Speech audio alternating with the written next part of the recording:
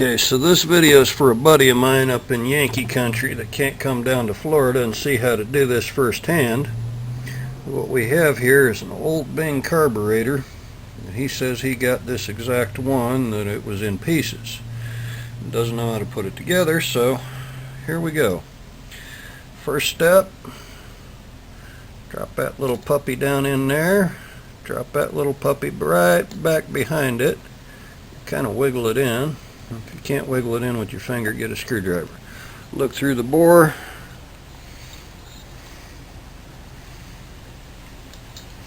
Open your butterflies up and make sure that that sucker dropped in there all the way, and you should see it poking through there.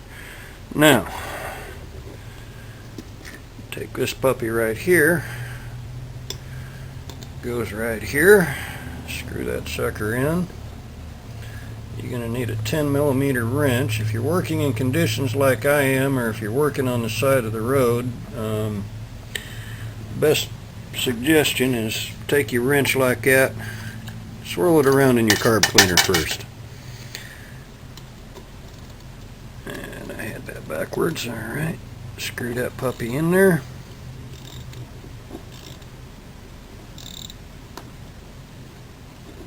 There we go. Now, I don't know what that washer is on there for. I've been asked about it 100 times. It works. Leave it alone. Leave it on there. And I know that if you don't put that sucker in there and you go to take that carb apart a year later, that it is going to just, you're going to be taking the whole main out all at once.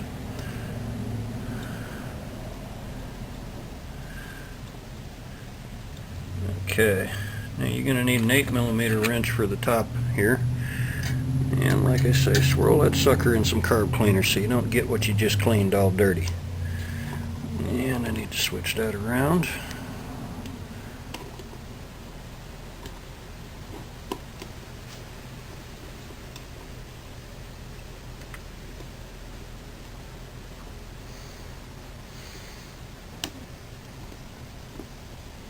Now, I've already got my pilot jet in. That's pretty obvious. And the other jet,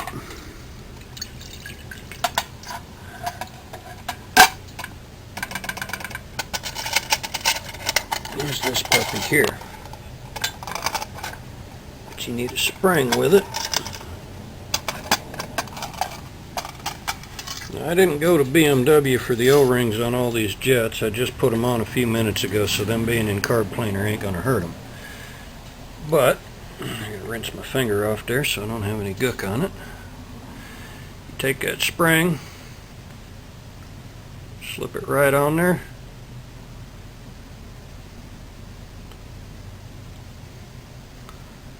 And there you go. Now you put that in right there.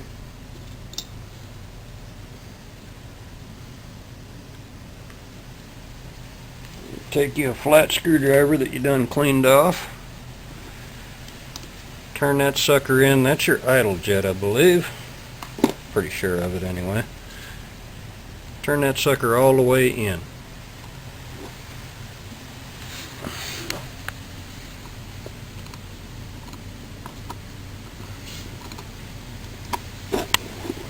Okay, that is all the way in. Now I turn it out a quarter. Now I count. There's one, there's two, and now both of those are half turns, so that should put me about 1 1/4 turns. And I usually back it off right about there. Now you got your floats, which are these. I need to go in this carb cleaner here.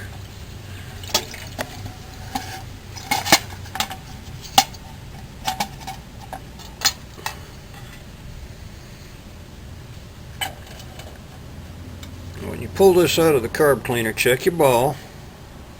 Make sure it actually rolls in there. If it don't, it'll wear a spot in your little tab on your float, and that'll mess you up. Check your point. Make sure it's not worn. This one is worn. It is not good. You see that little ring there? You see that little indent? That's not good, but It's one of my pieces of shit, so fuck it, we're gonna run it anyway. Alright, there we go. Now you put your float on there like this. Oops, let me rinse them off.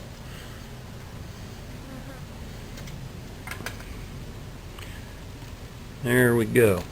Now that puppy's in there, and there's a little pin goes through that.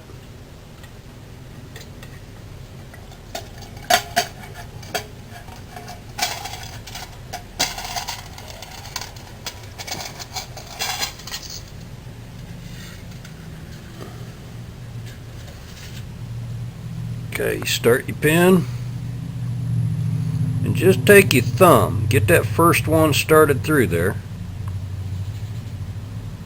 Oops, I started that pin the wrong way. That's normal for me. I've always been backwards. Take your pin. Alright, now I got that first one started. I'm going to lift this up like that, and I'm not putting any pressure. Do not put any pressure when you do these.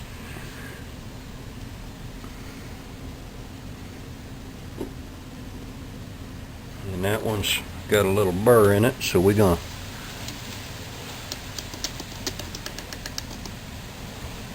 to just kind of tap it through very gently. Notice I'm using the plastic end here. Okay, I got my finger up under that. I'm going to tap it. Okay, I caught that. Now, we're going to get some pliers. Okay, I done got my pliers. Now, very gently here, I'm going to squeeze that together, and that ain't working, so I'm going to have to tap it. If I'm going to have to tap it, I'm going to turn it like this so I don't hurt them floats. I've already got them gapped where I want them.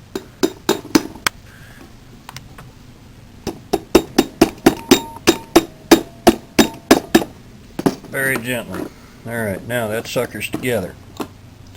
This is a Bing, so if everything is right with the world, that should line up right there. You don't bother gapping these like you gap a Mikuni or a Keyhen. You just go on ahead and bend that little tab until them suckers are level. And you look at this flat part right here. Don't bother with all this rest of this crap. Just look at that line, look at that line, and look at that line. If they're close enough to level that you're comfortable with it, that sucker is right.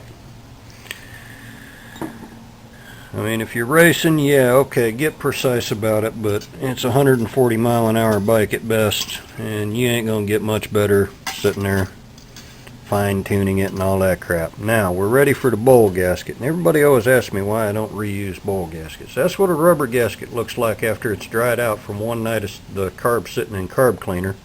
I leave the gasket sitting out overnight like I'm supposed to. That's what a cork gasket looks like after it's dried out, and that's because of that ethanol gas we use these days. The guys that are running avgas, they don't have that problem. So we've got a fresh bowl gasket here.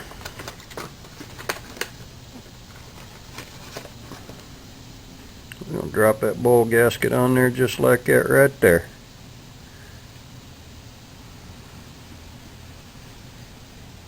Okay. I should mention on this little pilot jet here that there is no adjustment. Just screw that sucker in till it stops and just barely crank it just a little bit more so that sucker stays in there. And O-rings wise, and these things are a godsend. Forget that 30 bucks from BMW or Honda to buy them O-rings. Just get you the little help kit. If you get the green ones, the red ones, and the black ones, you have enough O-rings to do the carb, and you've probably got $7 in all of them O-ring assortments versus trying to buy the right one from Honda or BMW for I can't say that without cussing, but it's about 30 bucks if you buy the ones that are supposed to be there. This is the bowl. There's a little jet in there. I've already blown through this one and made sure it's clear. It's not a jet, it's an overflow. If your float sticks and lets too much gas through, instead of wrecking your engine, it'll blow it out that little hole. You clip that sucker up there.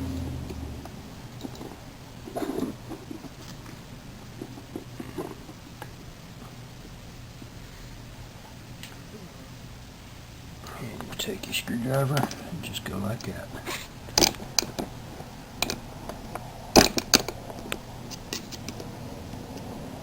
And there you go, that sucker's up there, it is locked, and it's past them little notches like it's supposed to be. Now, this is your fake ass choke. I call it that because it ain't a real choke. All it does is stops that diaphragm from moving up and down, and it keeps your slide down, and therefore makes for a real, well, not real, but it's a choke. That's all you can say for it.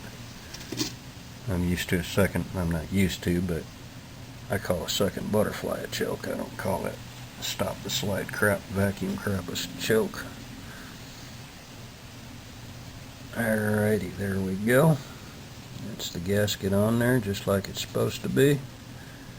I've already taken this apart and cleaned it. I've already changed a little O-ring in there too. And you just drop that on there. Now, this was one of the parts that he asked me about. That little dot right there goes to the big side. That's all I can say about that. And once you get one of them screws to catch, wiggle it around there. Take your screwdriver, run that sucker together.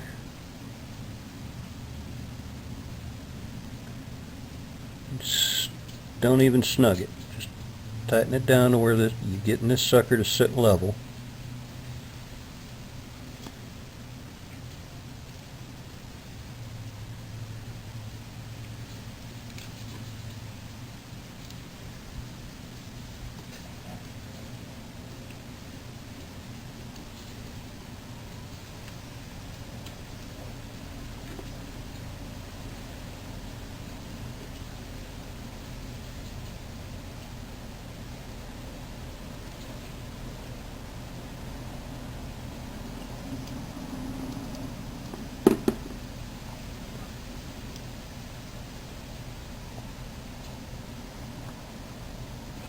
Now that one,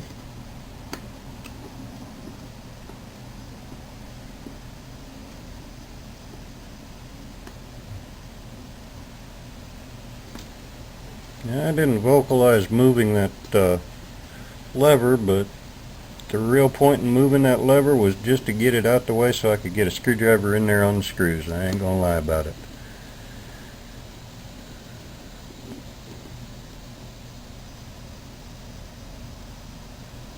I'm going to put this nut on early.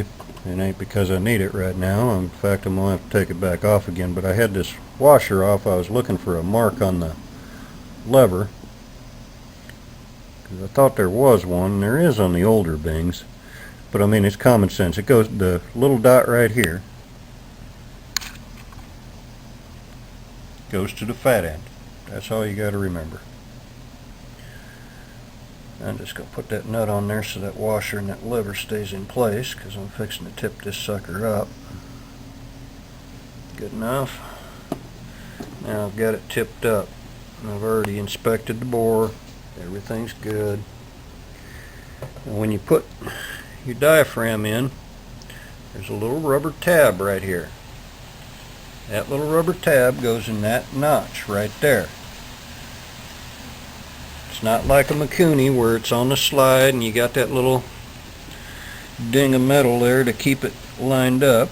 This is a Bing. It's a little bit older. The only thing holding it straight is that damn little tab on the rubber.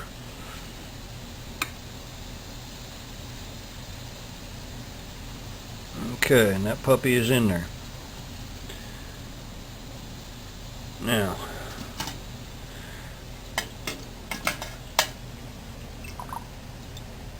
again, I've already been through this.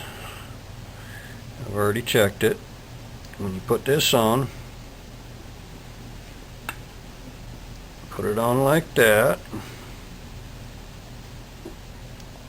to where your cable guides are on the same side as your throttle pulls. I had noticed when he sent me pictures that he had his cable guides over on the other side. I'm still trying to figure out how that did him any good. Alright. Now I have top screws. I don't know why Bing mixed up their screws like that, but there's always one Phillips.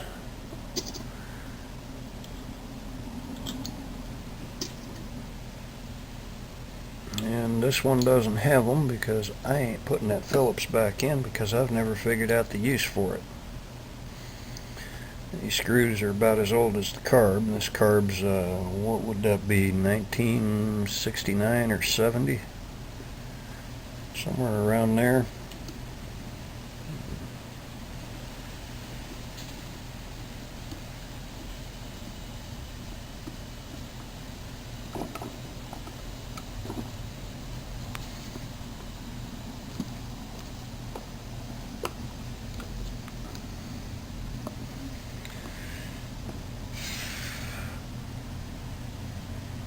Okay, aside from tightening down those other two screws, this sucker's ready to go on, and that little spring goes from here, catches up here, and that's your choke pull off. Your throttle return spring's already there.